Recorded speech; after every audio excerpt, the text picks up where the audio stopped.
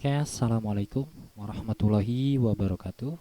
Di video ini saya bakal menjawab beberapa pertanyaan atau merespon lah ya dari beberapa komentar yang ada di kanal YouTube. Ini karena laptop saya lagi bermasalah, jadi kemungkinan untuk tutorial kedepannya atau sharing dokumentasi kedepannya bakal saya alihin dulu aja ke blog personal saya di alamat ini. Jadi nanti teman-teman silahkan main ke sini untuk sementara karena laptop yang biasa saya pakai itu LCD-nya rusak ya. Dan untuk menggantinya ya lumayan mahal juga sih. Nah, ini saya kebetulan pakai laptop Acer atau notebook Acer Intel Atom N570 dengan RAM 1 GB. Ini masih cukup kuat lah ya buat ngejalanin body Linux. Nah, ini juga sebagai jawaban dari pertanyaan Om Rex Faris. Ini beliau nanya Elementary OS ini ada yang 32 bit nggak? Atau minta rekomendasi distro jenis Linux yang masih nyaman dipakai di 32 bit. Nah, ini kebetulan saya juga pakai netbook yang kondisi seperti itu, masih netbook jadul. Jadi untuk Elementary OS sendiri dari situs resminya sih dia udah nggak nyediain versi 32 bit ya. Dan rata-rata untuk sistem operasi sekarang itu udah jarang yang masih nyediain 32 bit. Jadi mau nggak mau kita harus nyari alternatifnya. Nah, yang saya rekomendasiin kalau emang hardware benar-benar pas-pasan kayak saya nih, RAM cuma 1 GB, Intel Atom pula itu, kita bisa pakai Body Linux. Ini OS yang lagi saya pakai. Dia cukup ringan, masih support lah ya dijalanin di hardware yang jadul. Terus dia ngambil ke Ubuntu juga, jadi kita lebih gampang buat nyari dokumentasinya. Nah, versi terakhir yang keluar ini saat video ini dibuat 5.1.0 atau turunan dari Bionic Beaver. Ya, kalau nggak salah Bionic. Terus situsnya ada di bodylinux.com. Nanti browsing aja ke situ. Untuk link downloadnya untuk versi 32 bit pilih yang versi bentar. Ini kok lama ya. Ini ngebuka tabnya sekaligus 5 sih, jadi nah nah pilih yang ini nih, Legacy Release. Ini masih support lah ya buat 32 bit.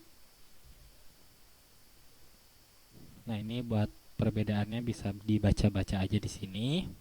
Oke, ini saya close aja karena pasti berat buka beberapa tab dalam satu browser. Oke, itu udah kejawab ya satu pertanyaan. Terus pertanyaan selanjutnya, izin save atau komentar selanjutnya. Oh ya, ini silahkan ya untuk konten murotal di kanal ini silahkan di download, di share. Lagi pula ini kan murotal bukan saya juga yang bikin ya, maksudnya bukan suara saya juga, saya cuma ikut nge-share aja. Dan kalau teman-teman pengen dapetin versi audionya, silahkan masuk ke Quran Audio atau Audio Quran ya. Coba kita cek dulu. Di situ udah ada kok banyak file MP3-nya, bisa di-download secara gratis juga. Dan untuk konten murotal di kanal ini emang sengaja nggak saya pasangin iklan ya, karena ya nggak mau aja gitu. Nanti kalian lagi enak-enak dengerin murotal tiba-tiba ada iklan dengan ya yang isi iklannya tuh agak kurang enak gitu. Jadi takutnya malah teralihkan gitu. Pokoknya sengaja deh untuk di sini emang saya nggak pakai iklan sama sekali. Wah, ini agak lama ya. Pokoknya cari aja deh untuk murotal itu. Oh, ini nih quranicaudio.com. Kalau enggak mp3 quran.net, itu banyak kok uh, website yang nyediain link download untuk audionya. Oke, ini bisa terjawab ya silahkan aja kalian save, mau save di handphone, mau pakai internet download manager, atau save videonya. Lagi pula untuk konten brutal kayak gini kan saya nggak pakai video yang macam-macam gitu ya, kadang cuma udah aja, cuma thumbnailnya aja gitu. Pokoknya silahkan deh itu. Terus apa nih, oh berat ya. Pertanyaan selanjutnya, halo kak, halo juga dari Sigit Putra, untuk laptop E402YA, itu udah cocok belum ya buat pemrograman? Nah, ngomongin soal programming sebenarnya itu tergantung dari apa ya namanya ya, profesi programmernya. Kan ada banyak nih, ke pemain bola deh, ada posisinya sebagai kiper, ada back, ada pemain tengah, ada striker gitu. Programming juga masih banyak, ada yang fokusnya ke website atau ke aplikasi Android sekarang nih yang lagi rame. Nah, ini coba kita loncat dulu ke yang tadi. Nih, Quranic Audio di sini udah banyak ya. Tuh, Syekhnya pun udah banyak. Tuh, ada yang versi taraweh. Tinggal kalian cari aja di sini. Misalkan siapa Al-Ghumidi, misalkan tinggal dicari aja. Nanti udah nyediain kok versi misalkan per surat biasanya ya. Kayak ini saya anggap ini ya clear ya, atau bisa di download silahkan. Terus kita lanjut lagi ke programming ini. Saya coba browsing, ternyata spesifikasinya udah lumayan bagus ya. Ini AMD dual core sekian-sekian, RAM-nya 4 GB. Ini udah enak sih buat ngoding web ya, bikin website dari nol nih bisa. Ataupun main pakai CMS kayak Drupal, Joomla, WordPress, itu udah cukup nyaman lah dengan spek kayak gini. Jadi ya udah bisa ya, kecuali mungkin untuk Android ya. Jadi kalau misalkan teman-teman pakai emulator, entah Genymotion, entah VirtualBox, entah apapun itu, nah itu biasanya butuh resource yang lebih gede lagi. Tapi kalau buat ngoding web doang mah segitu juga udah lumayan lebih dari cukup lah. Terus ini kan videonya nih tentang ZIL ya. Seingat saya nih ZIL, dokumentasi offline buat lihat dokumentasi bahasa pemrograman gitu.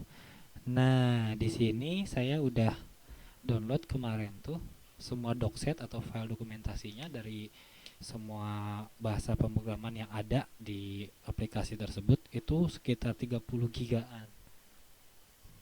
Nah, kalau teman-teman mau buat dapetin versi offline-nya, nanti bisa dicek aja di blog saya.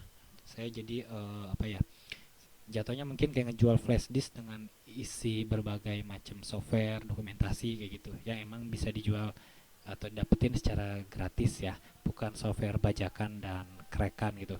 Nanti bisa dicek aja di webnya atau di blog saya ini di ludi.web.id. Oke, terus ini udah clear ya. Jadi untuk programming web sih segitu udah bagus lah laptopnya daripada yang saya pakai gitu.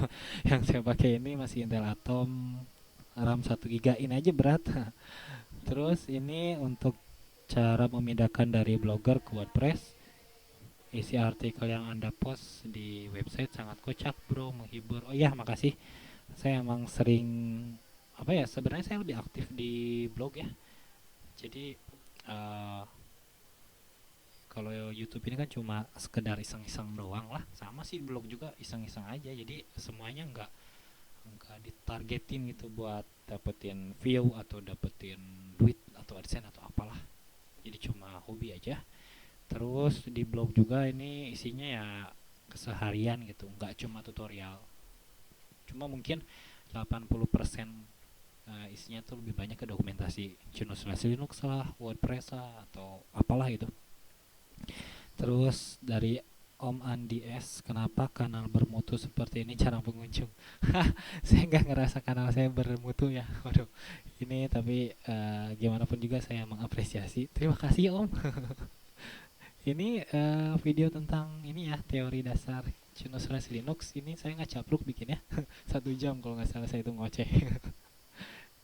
Rencananya sih mau dibikin versi pendeknya, nanti bakal retake, tapi belum ada waktu dan belum ada hardware yang support. Terus ini tentang Nyamurotal Jus 30 tanpa iklan dari Syekh Bandar Balila, itu bagus, silakan download juga, silakan. Ini bahasa Inggris ya, saya nggak ngerti, jadi terima kasih, syukuran udah berkomentar. Selanjutnya,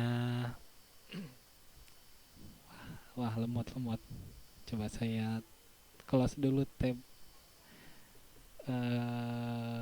Nah ini saya sambil ngerekam soalnya pakai simple screen recorder, jadi agak berat pastinya. Nah ini dari Kidra Kumara, ini cara install dual boot di PinOS dan Windows 10. Itu Linux ya, iya itu kernel Linux, itu distro atau sistem operasi yang pakai kernel Linux. A, B. Komentarnya gitu doang, salah ketik gitu ya. Terus untuk cara install Ubuntu DDE, Bang, dari Takayum aja. Nah, Bang, kalau laptop sering diinstal ulang, apa nggak rusak harddisknya? Setahu saya sih nggak tahu. Setahu saya sih nggak tahu gitu maksudnya. Tapi yang namanya install ulang itu kan biasanya ada proses format, dan nggak masalah sih sebenarnya ya. Ini yang saya tahu ya, silakan dicek lagi lah. Ya sama kayak flash disk lah, kalau udah agak error dikit kan kita format kali. Cuma mungkin kalau sehari 3 kali udah kayak minum obat yang nyisa ulang ya repot juga, repot konfigurasinya sih, repot backupnya. Jadi ya saran saya sih kalau udah pakai distro A ya udah pakai distro A aja gitu. Terus ini how to install KDN Live. Oh ini cara install KDN Live di pin OS ini. Saya nggak ngerti nih bahasanya, Arab gundul ya. Saya yang Arab, yang huruf Arab yang ada rambutannya aja, rambutnya aja ada, susah baca itu. Apalagi yang gundul kayak begini. Terus installing, oh sukses katanya, tapi nggak bisa dibuka. Can you help me? Coba di reset dulu. Nah, saya jawab pakai bahasa Indonesia aja. Coba di reset dulu. Kalau nggak jalanin lewat terminal, ketik aja KDN Live di terminal, enter, nanti biasanya kelihatan problemnya di mana. Nah, baru kita bisa nyari alternatif buat apa ya, mecahin masalahnya. Terus keren, mantap, makasih Kak ya, sama-sama. Silakan untuk video tutorial Genus Linux juga silakan download, sebarin, kasih ke dosen kalian, ke mahasiswa kalian, ke murid kalian, kalau kalian seorang guru, atau ke teman, ke mantan, ke selingkuhan, silakan kasih secara gratis ya, download aja lah. Asal jangan diupload ulang ya, karena saya sempat lihat ada beberapa channel juga yang upload ulang konten dari saya tanpa nyertain sumber gitu. Oke, terus apalagi ya? Wah ini komentar pakai bahasa Inggris ya, saya nggak ngerti. Terus kalau punya Telkomsel, CloudX dan CloudMax itu gimana ya? Ini saya video tentang membuat cloud server sendiri pakai OnCloud. Kalau ini CloudX saya nggak tahu itu apa. Terus CloudMax juga saya nggak tahu. Ya silakan tanya ke developernya langsung. Tapi yang ingin saya kasih tahu di video ini sebenarnya cara buat bikin Google Drive offline aja gitu. Jadi kita bisa punya server cloud sendiri di kantor. Semua datanya tuh kita simpen di server gitu.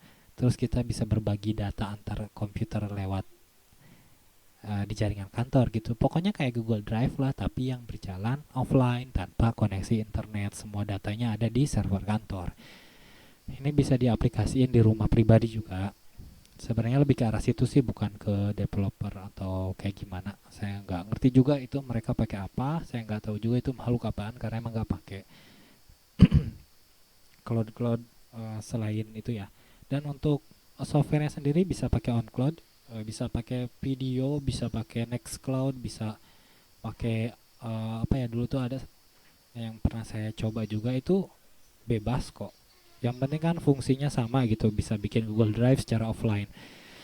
Terus kita scroll lagi ke atas. Nah ini yang terakhir, open file dari MP4 kok nggak bisa ya nih di KDN Live ya. Ini mungkin maksudnya ini ya, buka file MP4-nya di KDN Live atau di Ubuntu-nya gitu. Kalau dari KDN Live sih biasanya ngaruhnya ke codec ya. Mungkin ya, misalkan ini sih yang saya tangkap. Jadi dia tuh coba, atau oprek Ubuntu, keren namanya. Coba ngedrag atau ngedit video dengan format MP4 di KDN Live, terus ketika di play gitu nggak muncul gitu ya. Itu biasanya sih codec masalahnya. Kalau untuk Ubuntu ya, karena Ubuntu itu kan nggak bisa langsung ngeplay file MP4, MP3. Jadi kita harus nge-install secara manual. Itu gampang buat ngatasinnya. Kita ketik aja di terminal, kita install dulu apa ya, kodeknya sudo apt install ubuntu ubuntu restricted, wah kok extras. Nah, tinggal di ini aja, install aja paket ini, nanti dia bisa kok nge-apply file multimedia populer kayak MP3, 3GP, MP4 dan sebagainya. Oke. Karena pertanyaannya udah habis kayaknya ya. Jadi, nah untuk kedepannya kemungkinan besar saya bakal lebih fokus ke ini dulu aja, ke versi tulisannya. Nanti teman-teman bisa aja atau silakan cari di sini deh untuk dokumentasi yang saya bikin atau tutorial atau apalah itu namanya ya. Oke, ini lemot banget ini. Ya pokoknya paket ini ya, sudo apt install ubuntu restricted extras. Oke, karena komentarnya kayaknya udah nggak ada lagi yang baru, jadi saya cukupin videonya. Semoga bermanfaat. Sampai jumpa di video selanjutnya. Wassalamualaikum warahmatullahi wabarakatuh.